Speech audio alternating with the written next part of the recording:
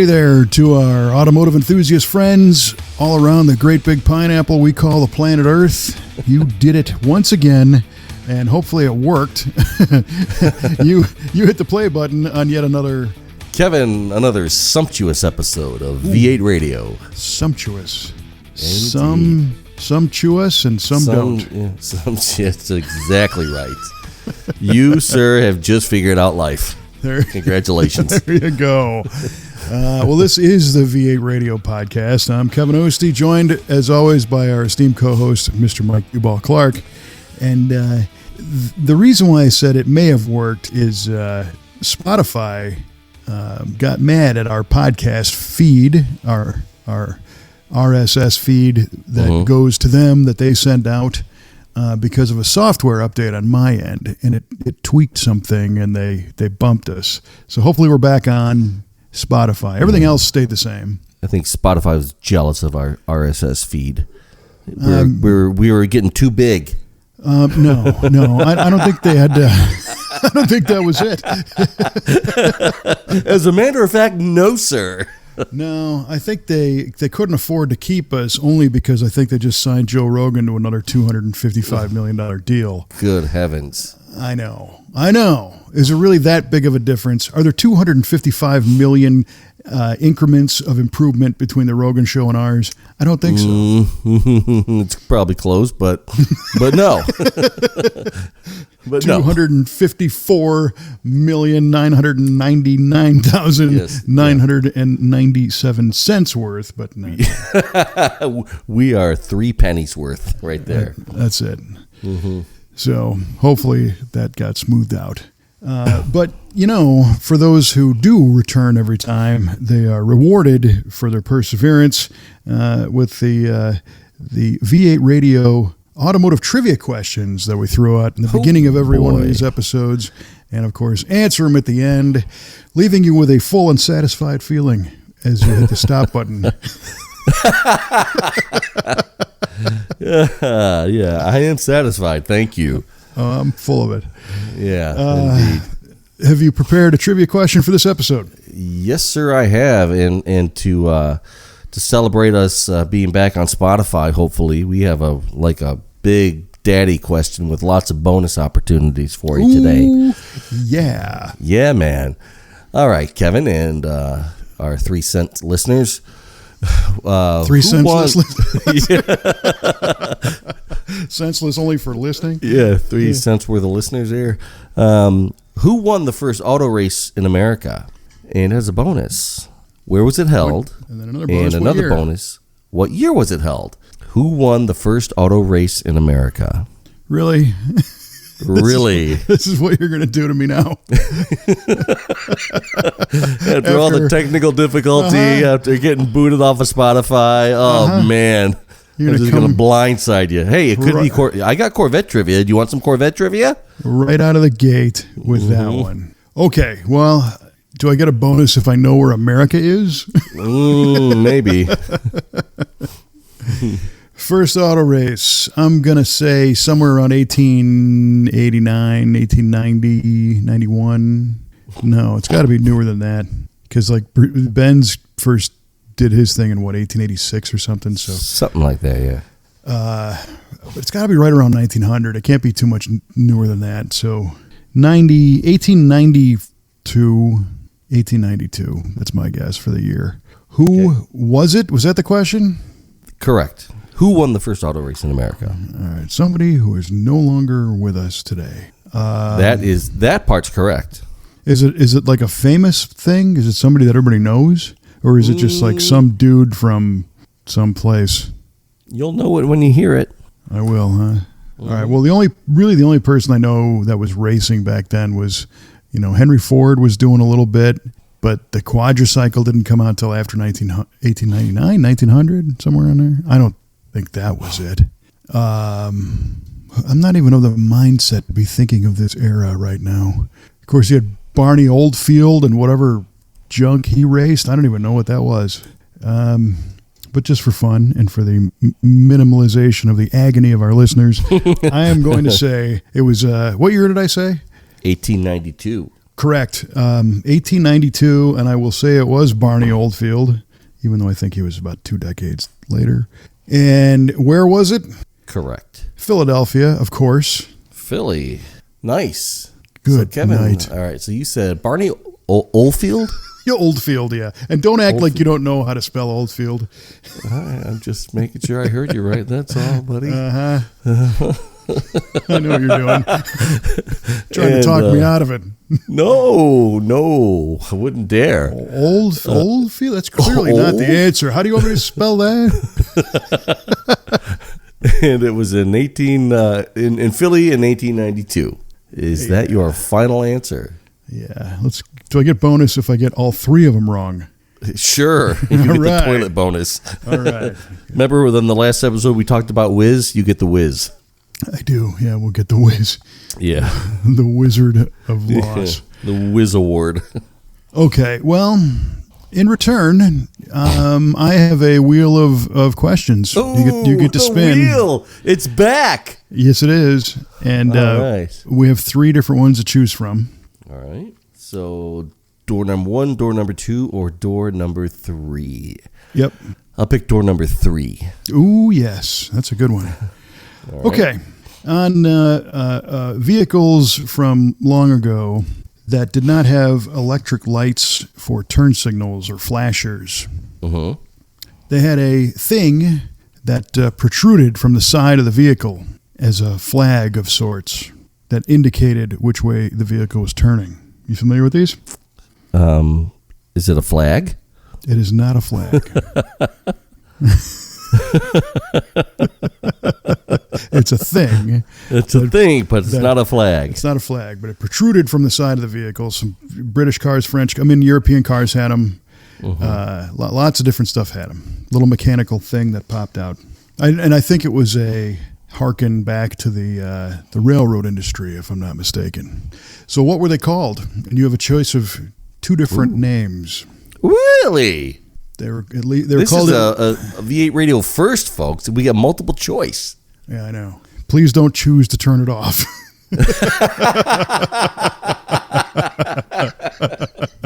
the grand prize. We're all winners now. Click. Okay, what do you got? You said I have a choice of 2 things. Yeah, you can guess 2 different ways and get it right. Oh. You think it's multiple choice? Yeah, that's it's the way you framed it. No. No. All right. There's 2 different acceptable correct answers. How about that? Okay. Okay, well, I will say I'll go with the obvious route and say it was called a turn signal. Okay. Because Lord knows I have nothing else up to bat for this one. Well, I mean, I guess by definition it could have been a turn signal, but that's not or it is the right. Oh, that is not my final answer. No. Well, could be not. I mean, it is right in a sense. Is what I was trying to say already. So, all right, we're done with that. Hopefully. Yeah, we're done with those. Sweet Lord. Anything else? All right, tune in at the end of the show if you really want to get the answers to these riveting trivia questions. Oh, you're going to want to be here for this, folks. All right, so as we record this, we had a beautiful day here at the V8 Radio Studio South, like 60 degrees and sunny. Nice. Out. Yeah. Very cool. Springtime's coming. I was chained to my desk all day, so I didn't know what the weather was like here today up in the North Studios. Well, you should take that up with your boss, man. I should. I just want her to know that I'm working hard for her. There you go. Yeah, I was chained to the desk as well, but on the way home from work, it was still nice out. It was great. Getting spring fever. Yeah, we had some rain here late this afternoon as well, so it's happening. Got to start planning them springtime road trips. Ooh, yeah. How about that? Mm-hmm. Can't wait.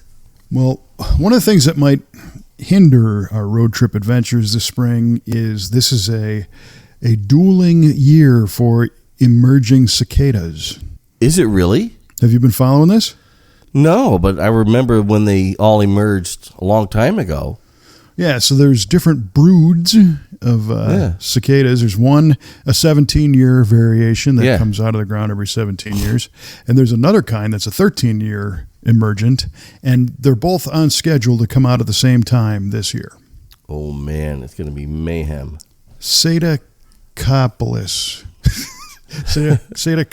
Apocalypse. Okay. Okay. Put the drink down. You're done. Apocalypse. Apocalypse. That's what I'm going for. Apocalypse. Okay. So I remember. That means, sorry. Go ahead. I remember 17 years ago when the cicadas all came out. My wife and we had our kids. We just had Grace at the time. Abby wasn't quite born yet, and we went to see some friends of ours. And we got out of our car, and it was like a jet engine going off right in your ear. It was unbelievable. I mean, every once when it's not happening, you hear cicadas sometimes, and it's kind of cool sounding. But this was unbelievably loud. It almost scared me. Well, so from what I gather, the end of May, and possibly end of April and through May and the beginning of June is when this is all supposed to hit the fan. So if our, an upcoming episode of the V8 Radio podcast is blaringly loud with jet engine sounds, it's because it's happening, and we can't mute them, unfortunately. Right. They also leave all kinds of crud everywhere because they come out of the ground, they do their thing, they die right where they sit, and then, right. We're already seeing the stories of remember back in 1990 when they came out, and everybody was shoveling them with snow shovels, and they're talking 50,000 to $1.5 million per acre. Oh, gee whiz! Yeah, it's a lot of bugs. That is a lot of bugs. Where I grew up in Ohio, we would have to deal with these mayflies, and they would swarm every so often, and they had a 24-hour lifespan, and there's people just using push brooms to sweep them all up when they would just die everywhere. It was like piles and piles of these dead mayflies everywhere. Yeah, and that always, was kind of intriguing to me that something has a 24-hour lifespan. Mm-hmm. You get a lot done in 24 hours. Well, I remember reading it used to say the adult mayfly has a 24. So does it take one day to grow up and then another day to be an adult? Maybe. Or is the whole thing, I don't know. Yeah. But getting back to the point of this show. Oh, man. Are we sideways or what? I know. I'm sorry. It's just one of those days, man. Yeah. Make sure you stock up on, washer squirter for the cicadas coming up this year because it's going to be ridiculous. But I did get a little additional taste of spring fever last weekend out at the Grand National Roadster Show in Pomona, in California. Oh, yeah, man. Which was killer. I bet. That's a bucket list item for sure. That show was so good this year. It kind of blows my mind. We didn't intend on going. Not that there was any reason not to. It was just, you and I have talked before that I'm trying to curtail my travel a little bit this year because I got a lot of stuff to do. And I was in Denver the weekend before, and on the airplane going to Denver, I thought, hey, you know what? We should just go to California next week. And part of that was because we're possibly looking at changing a supplier in the shop, and some of the people associated with the other company were going to be at this event. Mm-hmm. And I thought, hey, you know what? It might be kind of cool to go talk to them. And our painter, Jeff, has never been to that event. And there's great cars to look at and some tech people out there as well. So I talked to Kelly and I said, why don't we see if Jeff wants to go? And Kelly, of course, was up for it. And the SEMA HRIA had an educational thing going on out there. So she's like, I can work that. And, I can do whatever I was going to do, and everybody could go out and have a good time. And so that's what we did. And we flew out on a Thursday and completely immersed ourselves in the Southern California, hot rod culture, deeper than when you dunk a dirty quadrojet in the cleaning solution. I mean, we went all in all the way real fast. Nice. So Thursday night we got off the plane. We went straight to In-N-Out Burger, which was nice. Mm-hmm. Which, by the way, these people that put, if you put a picture of In-N-Out Burger up on Facebook, and you always get that one guy, "Oh, it's overrated, man. It's not that great, man." I don't care if you don't think it's that great. Really. I'm sharing this because there are people that like In-N-Out Burger and go, "Oh, right on. Yeah, that reminds me how I enjoy that." It's not a competition. It's not a question saying, "Hey, please enlighten me with your opinion of the world's best burger so I can drop what I'm doing and travel across the world to go sample that on your recommendation." That's not what it's about. Because your opinion means that much to me. Right. If I was asking, "Hey, what's the best burger in the world?" Well, then tell me. You're right. Right. I digress. We enjoyed our In-N-Out Burger. We like them. They also support racing and lots of hot rod stuff, so that's cool. Mm-hmm.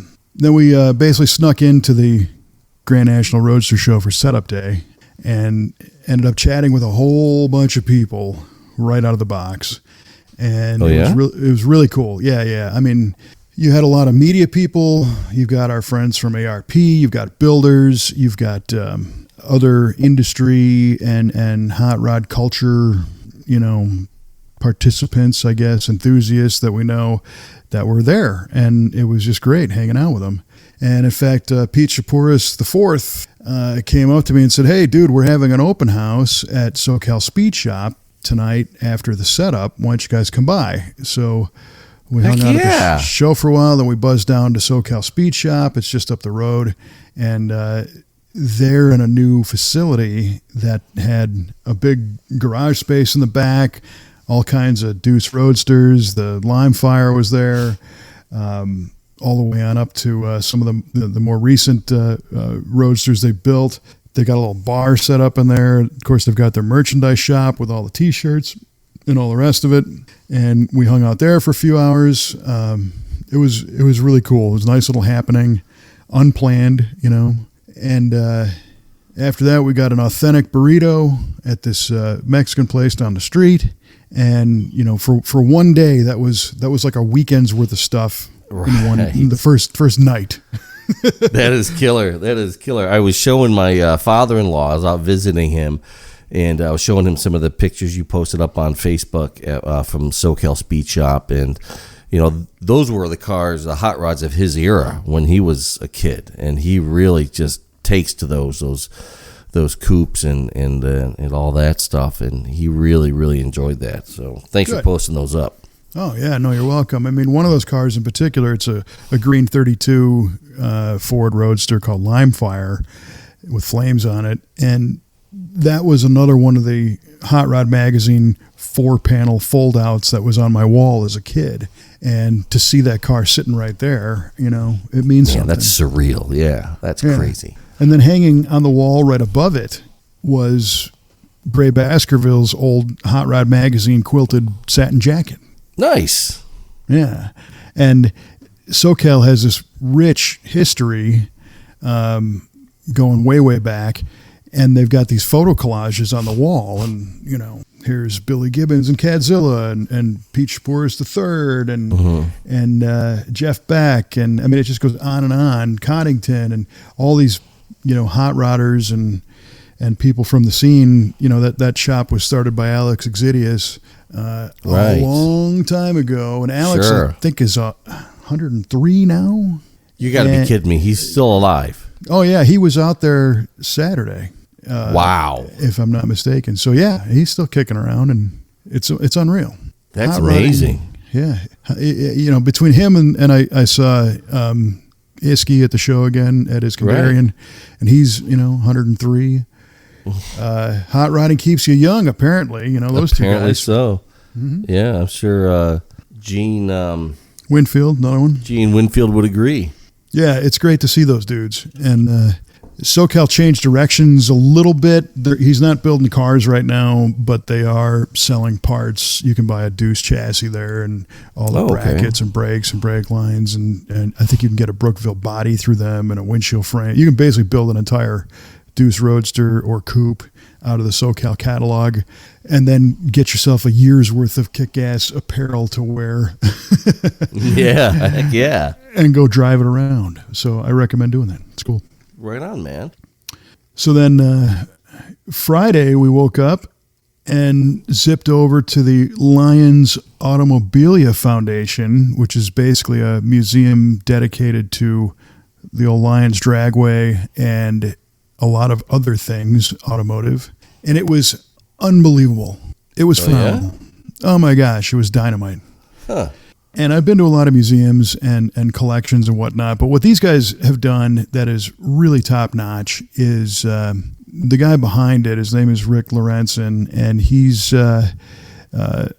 owned a business that did transport and trucking, I believe, and always loved certain cars. He loves the Willys, he loves Oldsmobiles, and just kind of started accumulating the cars that he used to race at Lions Dragway in Orange County.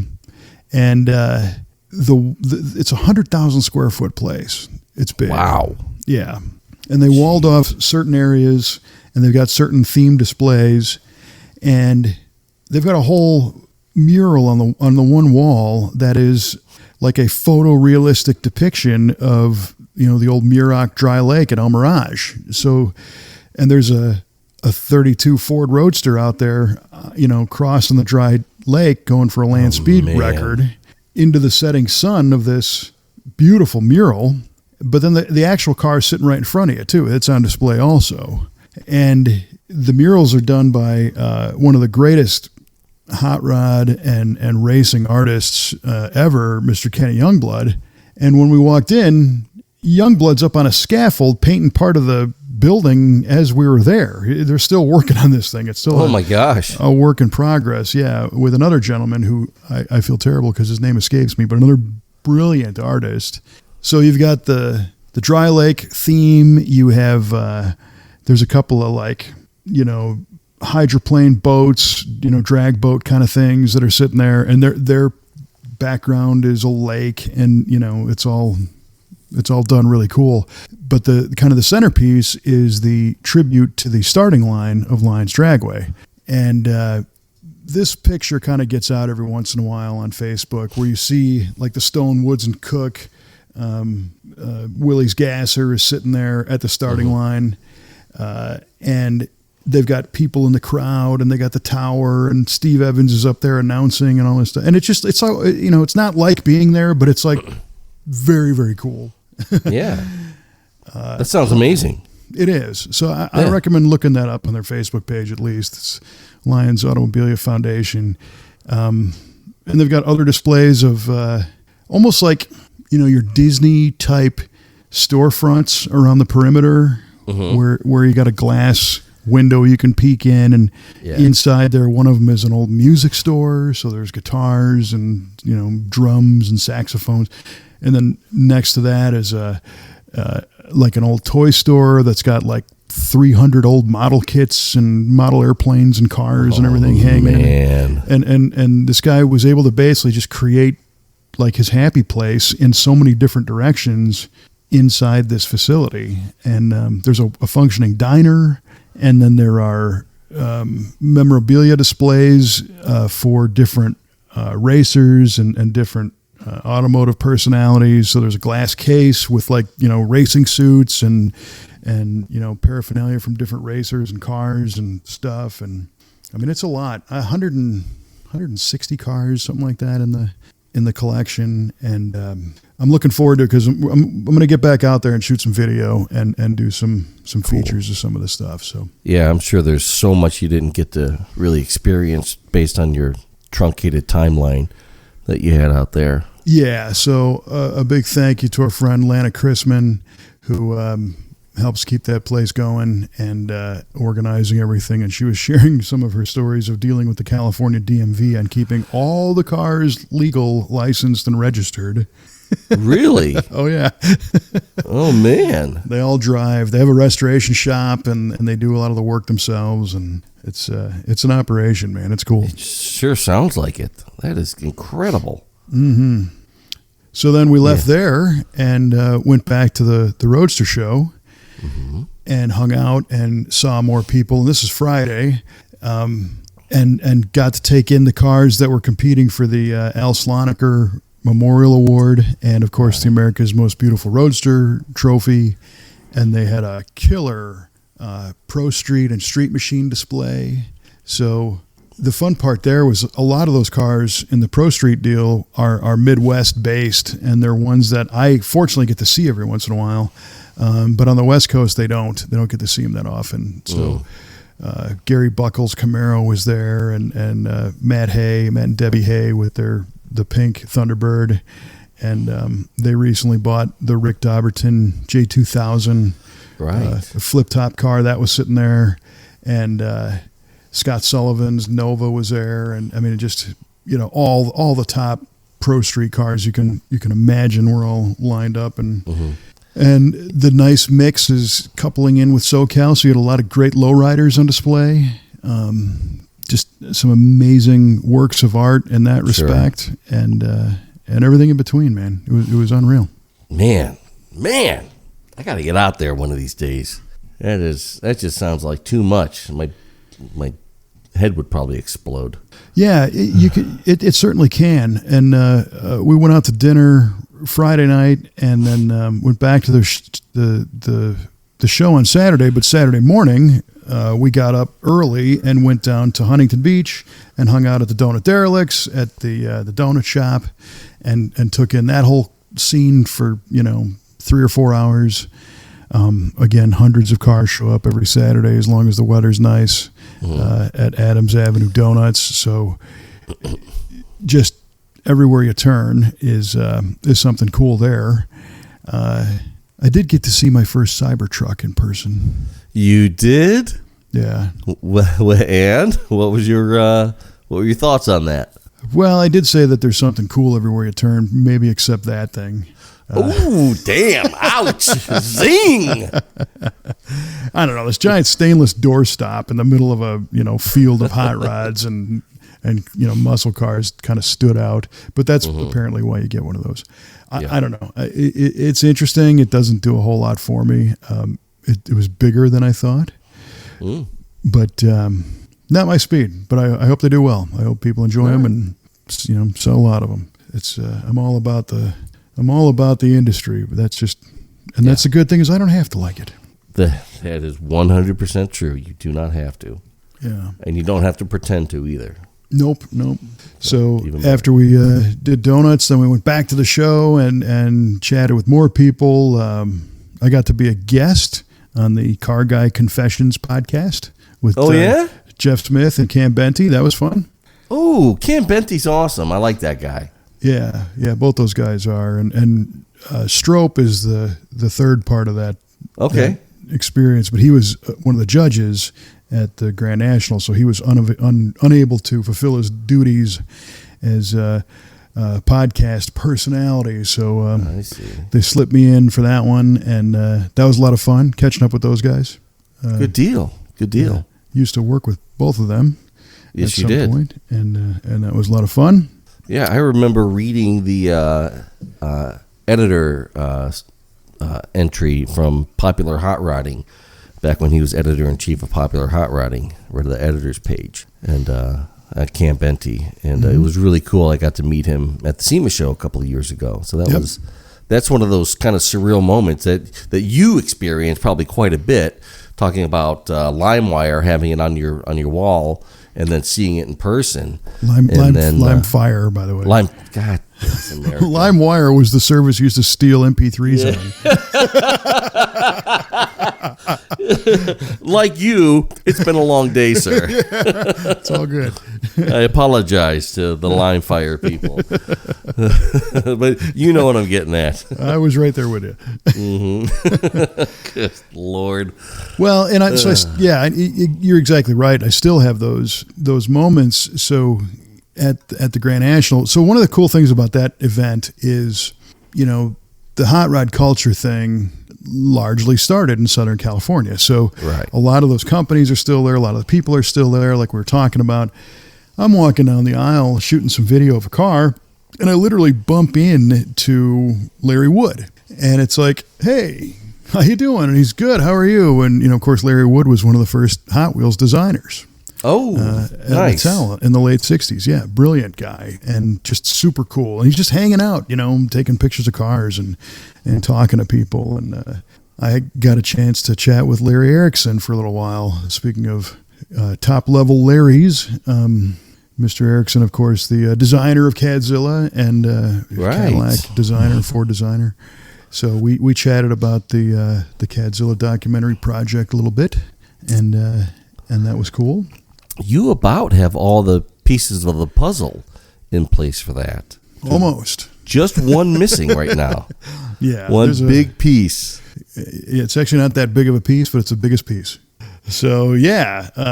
And again, everywhere you turn, it's like, hey, do you know who that is? And here you go. So it was fun, obviously, for me because, this is kind of my bag. But I was a little concerned with Jeff. Being a guy who's never been to that show and not anywhere near as, self-immersed in it as I am. But he said he had a great time. He loved meeting all those people. We introduced him to everybody, and he got a chance to chat with Steve DeMann. Steve DeMann is like just an unbelievable custom painter. Done a lot of work for Foos. He's done a lot of lowrider stuff, And we did a video with Steve, a couple videos a long time ago at the SEMA show of his pinstriping. And, he does those multi-layer, gold leaf, metallic, multicolor. When you think of like the definitive lowrider with all the different colors and all the different craziness going on, right. The scallops and the shading, that's what Steve DeMann does. And wow. It's nuts, yeah. And him and Jeff were talking, and Steve's like, yeah, hey, maybe I can come out to your shop and hang out and, give you guys some pointers on how to do some of that stuff. So that was really cool. Killer. Yeah. And we saw Von Hot Rod. He was out there pinstriping and selling some of his stuff, and got a chance to chat with him. He's always great to see, Von Hot Rod Valdez. And a brilliant pinstriper with the brush, just doing it up. And Mick Jenkins from Mix Paint, they had, I think they had 9 cars on display at the show. So he's the guy that repainted Cadzilla when it needed a freshen up, but he's got AMBR winners and the whole thing. And again, him and Jeff chatted about different ways of doing things, and so I think Jeff really enjoyed it. He told me he did, and I don't know. I don't see how you wouldn't. Right?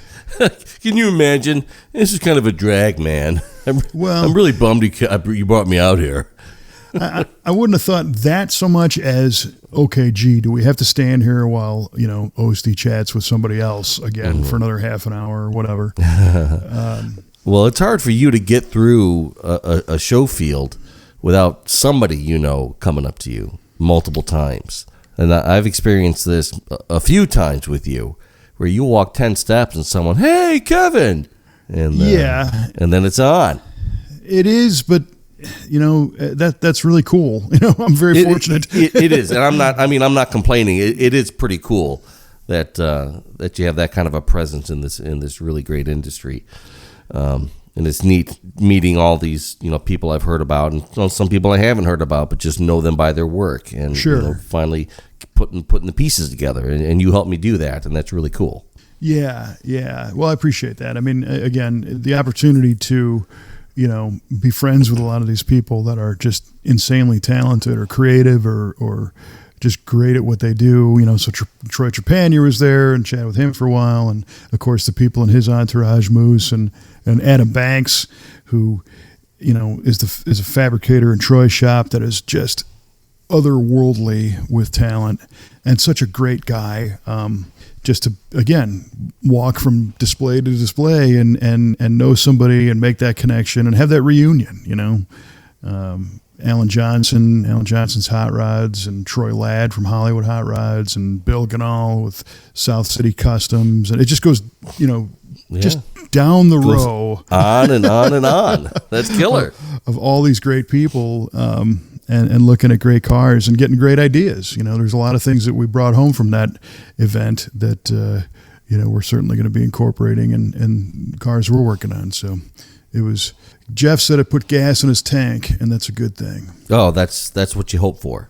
Yeah. You can't ask for more than that. I wish we had the ability to bring everybody out from the whole shop at once. But we understand the importance of that kind of stuff. So we're trying to strategize a few other different events and just go do those type of getaways here and there. But again, that one in particular is kind of a volcano of activity. The Triple Crown's another one for sure. Right. In September. There's a bunch of them, but it was great. Yeah, so, there's a lot of events going on this year. There really are. And Saturday evening, we went out to dinner again with another builder, Carl from Garrett's Hot Rods. He's in Ohio. He had 2 cars out there. He's involved with the SEMA HRIA, and him and Kelly worked together on some stuff, and just had a grand old time. Sunday morning, we took off at 8:30 in the morning, I think, and as we were leaving the Long Beach airport, it was raining on the tail of the plane, but not the nose. We were just man. We were just like, you just missed the Pineapple Express, huh? Yeah. Oh, man. That's lucky. I feel bad for our friends in Southern California and up and down the coast who are getting a lot of rain right now. Yes, they are. And even more inland, I think, what was it? The Phoenix area, I think, was getting a lot of rain. Yeah, it's coming inward. Yeah.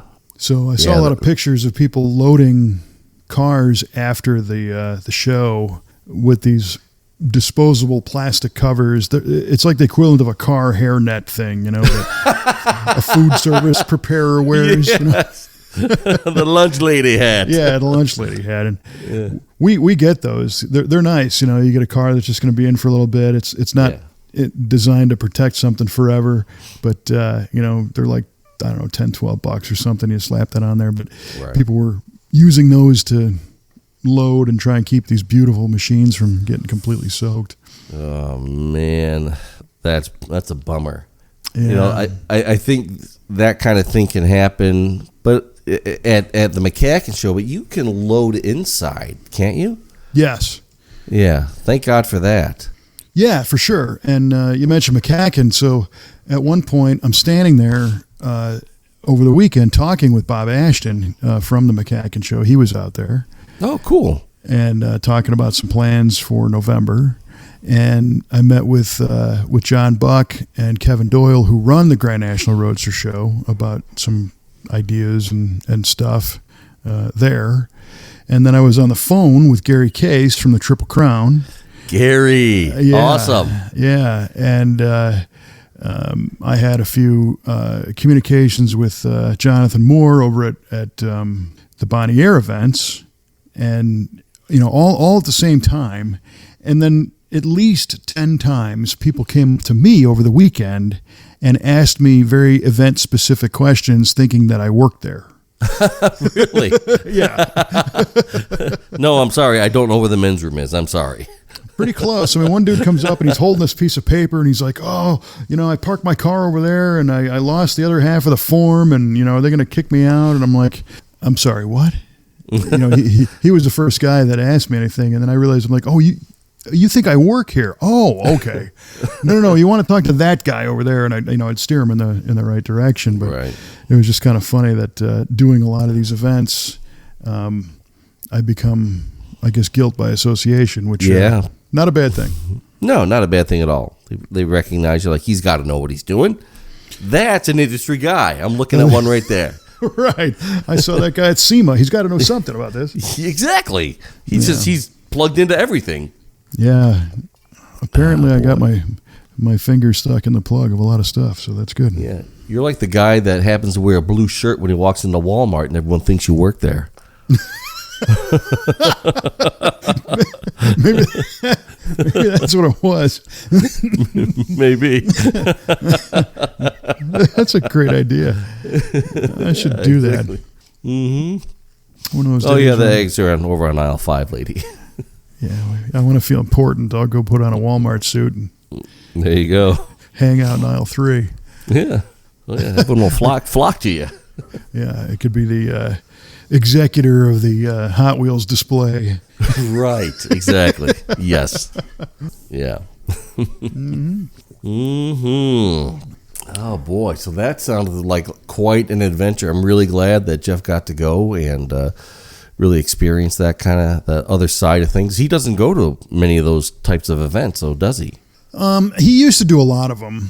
And Did he? in recent years, he hasn't traveled that much. As his kids are getting older, he's getting a little more time. And it was really a last minute thing. I mean, Kelly booked the tickets like 4 days before we left. It was just like, let's just do this. So, but yeah, I'm very glad he came along too. It was a lot of fun. Good deal. Awesome. Yeah, I've been meaning to ask him about that. Let's see what his experience was, how it went for him. Yeah, you should. Yeah, definitely. So, getting all caught up and dialed in on your end. I know I'm about to drop another bigger project in your direction as we are starting to take in some engines in the machine shop finally. Yes, exciting. Mm-hmm. Finally, my reason for being is upon us. Well, and it's terrifying. The first one, at the same time. First one came in today, and it was the small block Chevy of my neighbor Rick.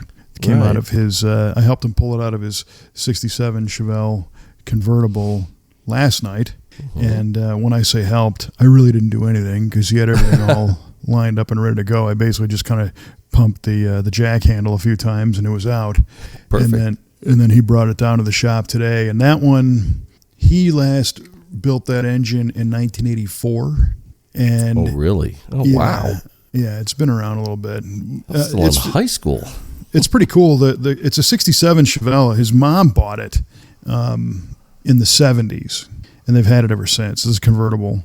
So recently it started making some strange noises up front, and Rick noticed that the crank is moving back and forth. Like thrust bearings are shot, and there's a lot of play up there. So he's like, well, let's just pull it out and tear it down and look at it. So that's what we're going to be doing with that one. So cool. We'll see if we generate any kind of a parts list on it.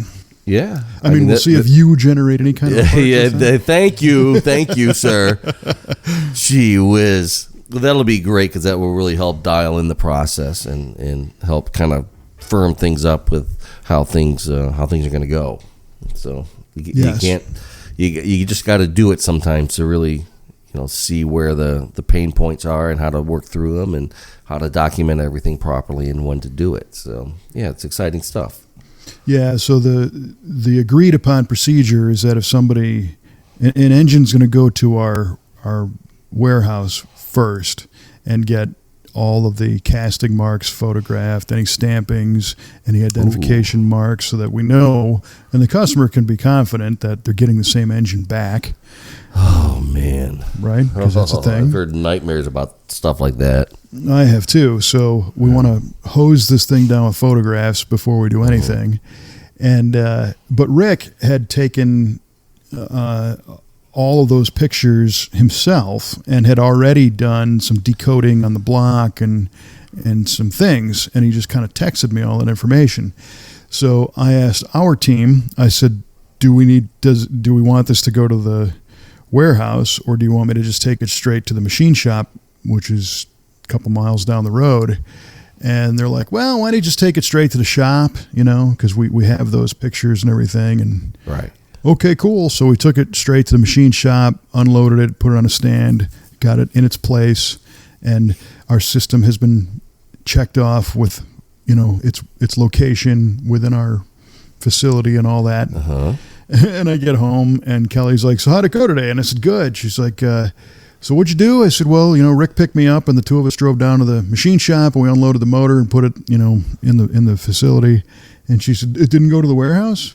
And I said, no, we already had the pictures, so it just went down the street. She's like, yeah, we're already violating all the procedures. Way to go. Ah, man. But we had adequate justification, I feel. We did have adequate justification. We didn't need to bother Sarge and Kaylee and Phil in the warehouse with taking the photos because we already had them. So right. I mean, normally we know what the procedure will be, but it's Rick, and he already had the pictures, and there's a level of trust you just have to have, right? That you do have with him. So for sure, yeah. So that's fine. It's okay. It's all right. No one's gonna die. No. And the gentleman that we have coming to be the lead machinist has been kind of putting his toes in the water and checking out the machines and getting things dialed in. So it's going to be rocking and rolling. We're excited. All right. Good stuff. Right on. It's happening. Oh yeah. It's here. Holy cow! It's really happening. That's awesome. And then I imagine you saw it, the video on the 64 Buick wagon or 63 Buick wagon we posted. Darn right I did. I've been showing everybody I can think of that thing. That thing is too cool. It's killer. Yeah. So it's on the V8 TV YouTube channel and our Facebook page. We just brought this 63 Buick wagon in. It's a LeSabre, so it's a 3-port hole and not a 4-port. Not a 4 Ventaport, yeah. And it's a 401 nailhead. Very interesting kind of resto mod because it's got Fiatech fuel injection on it and an aftermarket cruise control. But it's a bucket seat wagon, and the seats are original Buick buckets, but he put those in, or somebody put them in. They didn't come with the car. Oh, really? But they're Buick stuff. So somebody transplanted them from a two-door into the wagon. So they look, 100% like they belong. Right. I thought they did. And a tilt column too. And I don't know if the column came with the car or not, but it's an original tilt column. And then it's got a disc brake upgrade and ignition and cooling. But other than that, it's a big old straight, super cool Buick station wagon. It just oozes cool. I was talking to my buddy Randy, and he saw the video that you put out on the Facebooks, and he says that thing looks really cool. When did you get done with it? I was like, dude, we just took that in. That thing's getting stripped down for paint. Yep. He's like, you're kidding me. I thought that was all done. That looks so nice. I'm like, yeah, I know. Nicer than any car I own, for Pete's sake. Just wait. It's going to look even nicer. Yeah. We started tearing it down, and it's not going to be a giant project. It's basically going to be a repaint, and in our shop, we got to kind of walk the line because when you start to disassemble something and start to strip paint, this is where you find all the secrets. And we joke about how, that's how it ends up off the frame. As customers are like, well, we got to fix that. And then these projects can grow. So, we've had conversations of like, can we just do a repaint? Are we capable? And when I mean capable, I'm not talking about the physical ability to do it. Right. Are we capable of sticking to a lesser plan than doing the whole car? So the term we're using is basically pinch weld to pinch weld. So the bottom of the pinch weld on the rocker panel up over the top of the car to the other side of the pinch weld. Oh, okay. Can we just disassemble, take the, and do it nice, take the trim off and the glass out, the rubber weather strip, take the interior out and everything, but not have to do everything underneath. And part of that rubs me the wrong way because it's like, yeah, but then you're going to have this really nice top side, and what if there's some unsightliness on the chassis, or you need some rubber replaced down there. So the mechanics have to work. Yes. But there's certainly a lot of cars out there that didn't get the frame done, didn't come off the frame, but were solid enough to where you could respray it and maybe even change the color or whatever, and they look dynamite. So, and we've done a few like that, of course. There's a 64 Ford Galaxy that belongs to our friend Red Lair, blue one, and that was basically a frame-on repaint with a little bit of metal repair in the quarters, and then we did all the trim and just did it nice, but just didn't do absolutely everything. Right. the car is awesome. I would love to have that car. So there's this wagon will be a good, kind of test of that ability, I guess. I gotcha. I just hope they don't find anything, too terrible hiding that, has to be addressed. Like, what do you find? Like an inch thick of Bondo somewhere on there. Like, brother. Well, looking at the car, I don't think that's going to be there. Yeah. It certainly has a few spots here and there that, we can take care of. And we're certainly not talking about just troweling over. Just spackle that. Yeah, and press on. That's not at all what I'm talking about. Right. I know. But the plan already is to replate the bumpers and plate and polish trim, and if we got to do a piece of steel here and there, then we have to do that. It'll be okay. Gotcha. And that's part of the understanding with the customer. So yeah, gosh, that is a nice car. That had almost everybody in the whole shop just going gaga over it when it showed up. Yeah, and it's different. That's what's cool about it. So yeah. Looking forward to that, and that owner actually might be sending us another one already.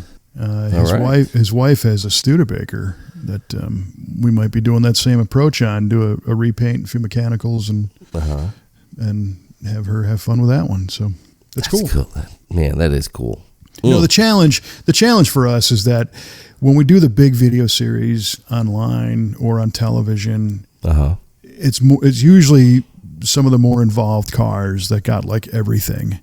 And people tend to watch those. And if it was a series, the classic example is on the 69 Corvette Roadster, where we did an engine and we did suspension and, LS and 6-speed and gauges and wiper motor, all the stuff. And then we get a whole bunch of Corvette calls, and that's okay. Yep.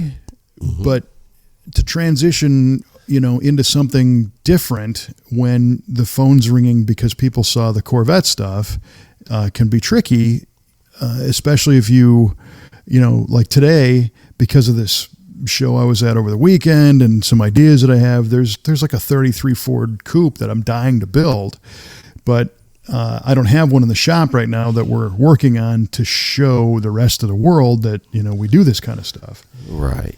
So the Buick wagon is a nice departure and show people something different so that hopefully it fuels their creative juices to say, oh, yeah, you guys do those cars too. Well, yeah. Yeah, right on. All kinds of stuff. That's killer. I can't wait to see what's next. Me neither. That's right, man. Lots and lots is next. So, good but stuff. What is actually next right now? Oh, do tell. Is the answer to these pathetic questions. Oh, these were great questions, dog. All right, let's hit it. All right, so I asked you who won the first auto race in America, and as a bonus, I asked where it was held, and then what year was it held. And it probably wasn't even an American, now that I listened to what you're asking. But you go ahead. You just go ahead. And Kevin said Barney Oldfield in Philly in 1892. Well, I'm sorry to say, sir, that those all three are not correct. Nice. I'll tell you where it was held. It was held in Chicago, and it was held in the year 1895. Close. And the man, it was close. That wasn't bad. But the man who won it, Mr. Frank Duryea. Boom! I told you I had a third one I was going to hit you with. Gee. Bam! Mr. Frank Duryea on a Duryea motorized wagon. I know. And you can't help but take it. You got to take it. I'm taking it. Oh, I'm taking it, all right. Oh, I know, and then you're going to give it back next time. I know that's right. He crossed my mind, and I think that's why I said Philly, because isn't his like big downhill race or something, isn't he known for being somewhere in Pennsylvania or something? Maybe. Yardley would probably know. He's the one who got me on all this Duryea trivia in the first place. Yeah, well, hopefully it's all behind us now. It is. That was the last bit of Duryea trivia. We're not accepting any more. More. Windows closed. chapter is behind us.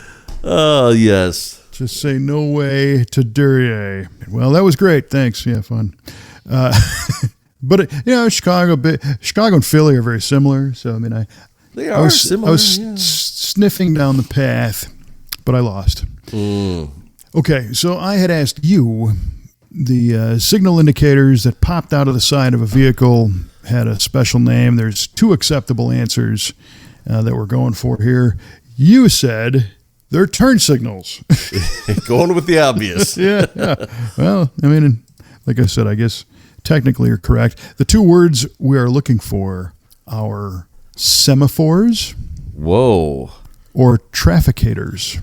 Whoa. And those were the names of these little mechanical pop-up flags. And like I said, they were used by a lot of European cars in the first half of the last century. And I didn't know anything about these things. And then one day I'm watching something, and this guy was in I don't know if it was an old Citroen or a VW or something, and this little flag pops out, and I'm like, what the hell do you call that? Well, you call it a trafficator or a semaphore. All right. Yeah. Now you know. Now we all know. Now you'll be able to sleep at night. Thank you. I appreciate that. Yeah, that's my gift to you. The gift of sleep and peace. You're a real humanitarian. Yeah, it's good for the soul, that answer. It is. Good All Lord. right. Well, this was fun. Apologies for the rambles. Things kind of went off the rails here and there, but a lot going on. I mean, that's kind of what's going on in my head right now. I don't have a lot of straight lines. I got things in all directions, so that's cool. It is cool. Good things coming. For sure. And if you dug the show, go ahead and subscribe. Hopefully our Spotify people have that figured out, but we certainly are still playing on Apple Podcasts and at v8radio.com and any and everywhere else you want to get your podcast on. We're happy to oblige. And you can always check out v8speedshop.com. There's a contact us box. You got an old ride that, you're looking for a repaint or something custom, or you got a hot rod idea, reach out. We're happy to hear it. And, who knows? Maybe we'll be building yours, and you can follow along in video and in photos right there at v8speedshop.com. That'd be fun, wouldn't it? That would be great. Yeah, heck yeah. So just do it. Just do it. There you go. All right, man. Man. Got anything else? I have nothing else. Yeah. I left it all out on the microphone. That's it. Well, as you wipe that off, I'll do the close. So again, thanks for tuning in. This has been the V8 Radio Podcast. I'm Kevin Ostie for Mr. Mike Q-Ball Clark, inviting you to tune in next time. And in the meantime, keep it under 100 and always use your trafficator to avoid confusion. Nice. See you next time.